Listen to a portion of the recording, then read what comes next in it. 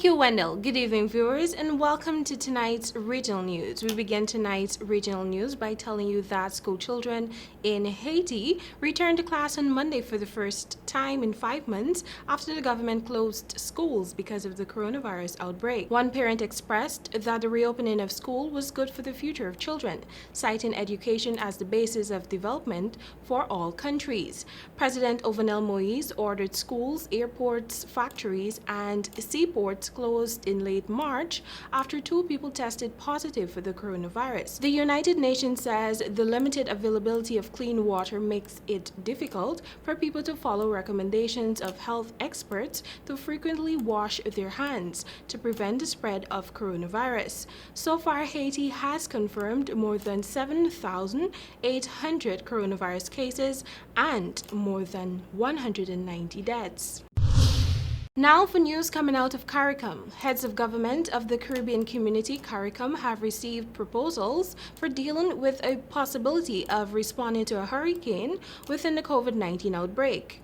At their 11th special meeting held by video conference on Monday, August 17, the heads of government recognized that such an occurrence would add a significant layer of complexity and would have an impact on regional response efforts. The Caribbean Public Health Agency, CARFA, and the Caribbean Disaster Emergency Management Agency made presentations to the meeting, which was presided over by the Honorable Ralph Gonsalves, Prime Minister of St. Vincent and the Grenadines, the chair of the Conference of Heads of Government. Heads of government stressed the need for continued vigilance of the health and border authorities to prevent more importation of new cases of COVID-19. This needs to be matched by heightened national surveillance to prevent the establishment of a community transmission of the disease. They agreed to encourage the enforcement of protocols for public health measures to reduce the risk of closure of key sectors and loss of life. And now for a look in Jamaica. The Electoral Office of Jamaica, EOJ, has confirmed that people without a voter identification card, ID, will be allowed to cast their ballots in the September 3 general elections. But EOJ Director of Elections Glasspool Brown said that they will only be allowed to vote once their names can be found on the official list of voters. Brown added that citizens can turn up to the polling station on election day and they will be allowed to vote. The difference is that they will be required to take an oath. He stated that there is a mechanism within the polling stations to identify them.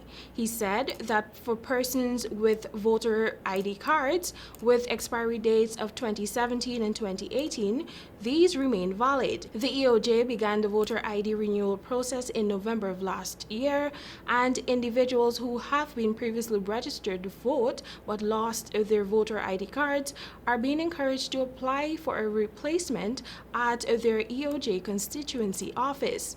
As it relates to new persons who were placed on the voters list published on July 31, Brown advised that those cards are about ready and they should go to their EOJ constituency offices and pick them up.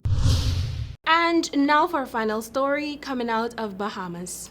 Prime Minister Dr. Herbert Minnis has announced a complete lockdown in New Province and extended to Grand Bahamas lockdown for another week. During a national address, the Prime Minister said the new measures will take effect immediately for 7 days, including increased restrictions for international travel, among stricter enforcement measures. The Prime Minister said New Providence and Grand Bahama are the islands in the most grave of situations. He said the present lockdown restrictions will continue for a period of 7 days commencing on Tuesday, and the Grand Bahama and all current restrictions will continue to apply to other islands presently under the emergency orders. He announced all public offices will be closed except for essential staff, and public officers must work remotely from home. All businesses and commercial activities, with few exceptions, will be closed and required to work remotely. Well, that has brought us to the end of tonight's regional news.